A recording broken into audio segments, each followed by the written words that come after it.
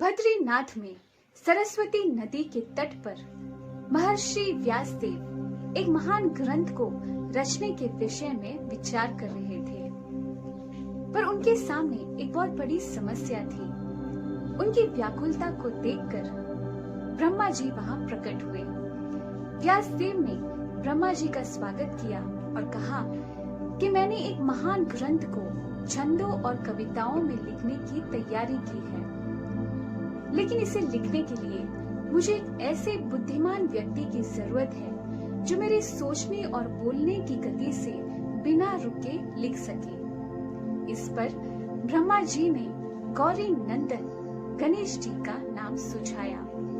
व्यासदेव जी ने तुरंत ही इस ग्रंथ को लिखने के लिए गणेश जी का चयन किया। गणेश जी ने भी इस प्रस्ताव को स्वीकार किया और कहा कि मैं ये महान ग्रंथ लिखने के लिए तैयार हूँ, पर मेरी एक शर्त है और वो यह है कि आप बिना रुके मेरे लिखने की गति से बोलते रहेंगे।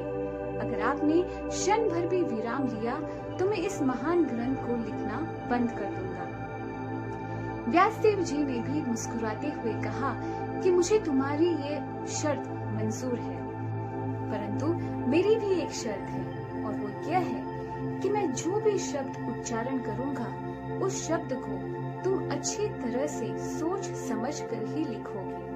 अगर किसी भी शब्द का अर्थ तुम नहीं समझ पाए तो तुम वही ही रोकोगे और उस शब्द का अर्थ ठीक तरह से समझ कर ही आगे बढ़ोगे।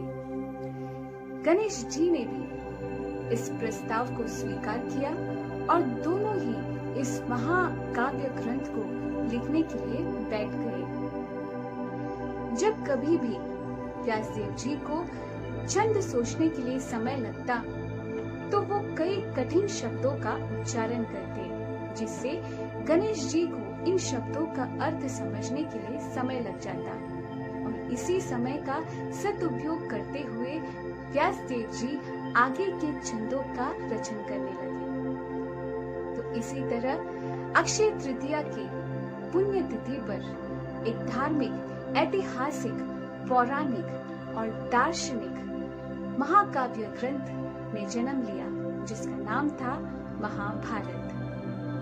महाभारत एक ऐसा दिव्य ग्रंथ है जिसमें धर्म, अर्थ, काम, मोक्ष और भक्ति को अत्यंत सरल शब्दों में समझाया है। इसी ग्रंथ के भीष्म पर्व में भगवत गीता के पवित्र श्लोकों का वर्णन भी है।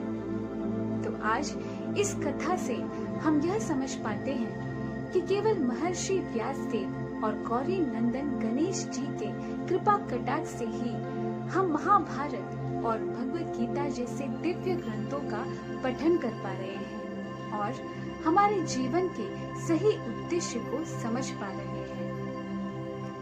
भगवत प्राप्ति कैसे हो सकती है, इसका मार्गदर्शन तो केवल एक गुरु ही कर सकता है और ऐसे महापुरुष वेदों और ग्रंथों के आधार पर हमें भगवत प्राप्ति की सही दिशा दिखाते हैं।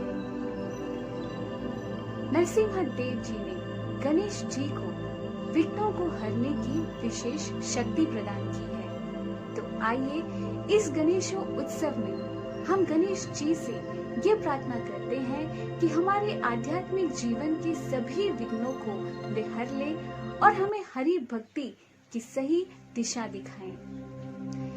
आप सभी को गणेशों उत्सव की हार्दिक शुभकामनाएं देते हुए विदा लेती हूँ।